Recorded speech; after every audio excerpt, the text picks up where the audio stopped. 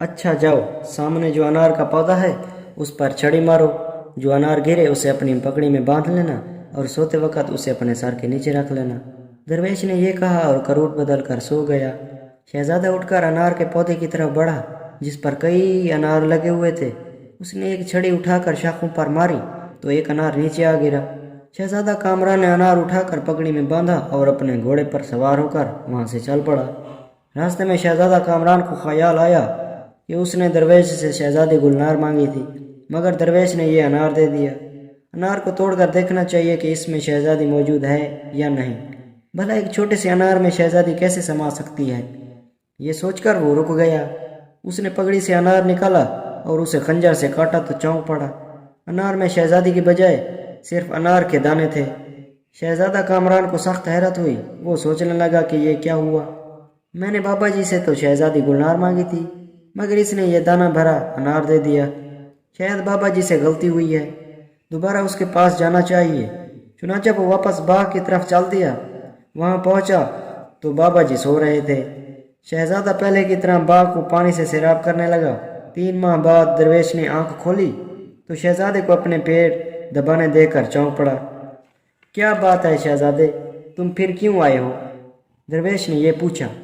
بابا جی، میں نے آپ سے شہزادی گلنار مانگی تھی، لیکن جب میں نے انار کو کاٹ کر دیکھا تو اس میں شہزادی کی بجائے انار کے دانے نکلے۔ شہزادے نے مؤدبانہ یہ لہجے میں کہا، تم نے غلطی کی، کیا میں نے تم سے کہا تھا کہ انار کو کاٹنا ہے؟ درویش نے خفا ہو کر کہا، نہیں بابا جی، مگر مجھے شہزادی کو دیکھنے کا تجسس ہوا تھا، اس لیے غلطی کر بیٹھا۔ شہزادہ کامران نے شرمندگی سے سر جھکا کر کہا، اب آپ مجھ پر دوبارہ مہربانی کریں۔ اچھا جاؤ، درخت پر چھڑی مارو اور جو انار گرے اسے پگڑی میں باندھ کر لے جاؤ، لیکن اس بار انار کو مت کاٹنا اور صبر سے انتظار کرنا۔ بابا جی نے یہ نرم لہجے میں کہا اور دوبارہ سو گیا۔ شہزادہ کامران نے ایک چھڑی اٹھا کر درخت پر ماری تو ایک انار زمین پر آ گرا۔ شہزادے نے درویش کی ہدایت کے مطابق انار اٹھا کر اپنی پگڑی میں باندھا اور گھوڑے پر سوار ہو کر چل دیا۔ چند میل کے فاصلے طے کرنے کے بعد اسے خیال آیا کہ انار کو ابھی کھول کر دیکھ لینا چاہیے، ایسا نہ ہو کہ اپنے ملک پہنچ کر بھی انار اسے شہزادی نہ نکلے اور اسے پھر سینکڑوں میل کا سفر کر کے واپس درویش کے پاس جانا پڑے۔ وہ رک گیا اور اس نے پگڑی سے انار نکال کر بڑی احتیاط سے اسے کاٹا کہ کہیں شہزادی زخمی نہ ہو جائے، لیکن انار میں شہزادی کے بجائے دانے دیکھ کر وہ سخت پریشان ہوا اور انار پھینک دیا۔ اسے درویش پر بے حد غصہ آیا اور وہ گھوڑا موڑ کر واپس باغ کی طرف دوڑانے لگا۔ دل میں سوچ رہا تھا کہ شاید درویش اسے گلنار شہزادی دینا ہی نہیں چاہتا یا پھر اس کے ساتھ مذاق کر رہا ہے۔ شہزادہ باغ میں پہنچا تو باغ خوش ہو رہا تھا۔ اس نے نل چلا کر پودوں کی آبیاری کی، پھر سوئے ہوئے درویش کے پاؤں دبانے لگا۔ 3 ماہ بعد درویش نے کروٹ لی اور شہزادے کو بیٹھا کر دیکھ کر مسکرانے لگا۔ لگتا ہے کہ تم نے پھر بے صبری اور جلدی بازی سے کام لیا ہے، درویش نے یہ کہا۔ حالانکہ میں نے تمہیں منع کیا تھا، غلطی ہو گئی بابا جی، معاف کر دیں۔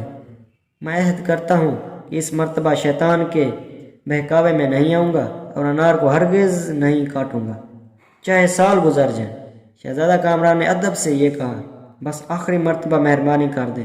اچھا جاؤ، آخری انار رہ گیا ہے، لے جاؤ، اس کے بعد پلٹ کر میری طرف مت آنا۔ تم نے میری اتنا عرصہ خدمت کی ہے، میرے پودوں کو سیراب کرتے رہے ہو، اس لیے مجھے تم پر رحم آتا ہے، درویش نے کہا اور کروٹ بدل کر سو گیا۔ انار کے درخت پر اب صرف ایک انار ہی موجود تھا۔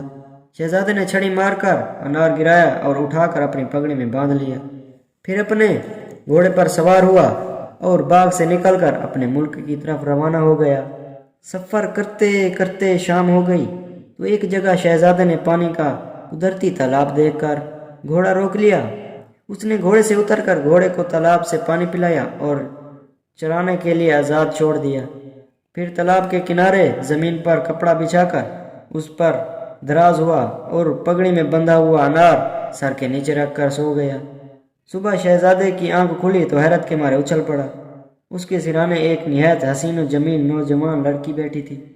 اس نے شہزادے کا سر اپنے زانوں پر رکھا ہوا تھا اور اس کے بالوں میں انگلیاں پھیر رہی تھی۔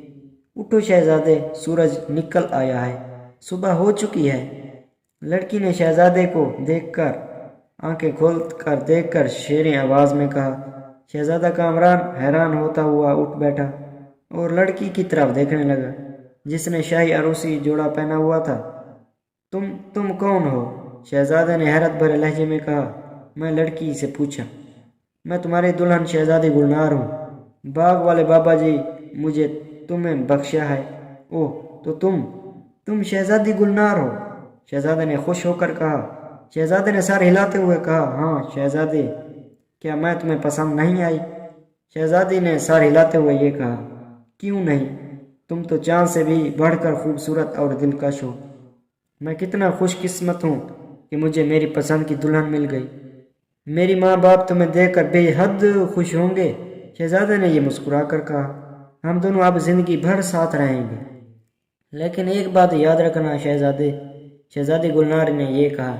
کون سی بات پیاری شہزادی؟ شہزادے نے جلدی سے پوچھا۔ زندگی میں تم کبھی بھی مجھ سے میری ذات کے بارے میں کوئی سوال مت کرنا، میری قوم، وطن اور میرے والدین کے بارے میں نہ پوچھنا۔ جس دن تم نے سوال کیا اسی دن میں تمہارا ساتھ چھوڑ جاؤں گی۔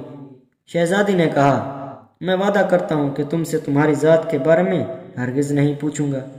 شہزادے نے مسکراتے ہوئے یہ کہا، چلو اچھا، اب تم شہر جاؤ اور کچھ کھانے کو لے آؤ، مجھے بہت بھوک لگی ہے۔ شہزادی گلنار نے یہ کہا۔ شہزادہ شہزادی گلنار کے ملنے پر بے حد خوش تھا۔ وہ گھوڑے پر سوار ہو کر قریبی شہر کی طرف روانہ ہو گیا۔ شہزادہ کامران کے پاس رقم نہیں تھی، چنانچہ شہر پہنچ کر وہ سیدھا ایک سونار کی دکان پر گیا اور اپنی انگلی سے سونے کی انگوٹھی اتار کر سونار کو دیتے ہوئے بولا، میں انگوٹھی بیچنا چاہتا ہوں، مجھے رقم چاہیے۔ سونار نے انگوٹھی کو پرکھا پر وزن کیا اور 50 دینار اٹھا کر شہزادی کو دیتے ہوئے بولا، جناب انگوٹھی کی قیمت تو 1000 دینار ہے، لیکن اس وقت میرے پاس یہی رقم ہے۔ آپ کو کس لیے رقم کی ضرورت ہے؟ مجھے کھانا خریدنا ہے، میرے پاس 50 دینار کافی ہیں۔ شہزادے نے یہ کہا، کیا یہاں بٹیارے کی دکان ہے؟ دکان تو ہے، لیکن آج اس کی ماں مر گئی ہے، اس نے دکان نہیں کھولی۔ سونار نے بتایا، اوہ، لیکن میں اور میری بیوی کو بھوک لگی ہے، کیا اور کوئی دکان نہیں ہے؟ شہزادے نے یہ پریشان ہو کر کہا، ہاں، ایک بٹیارن نے گھر میں تنور لگا رکھا ہے، اس سے آپ کو روٹی سالن مل سکتا ہے، لیکن اس وقت وہ بھی بٹیارے کی ماں کی تدفین میں گئی ہوگی۔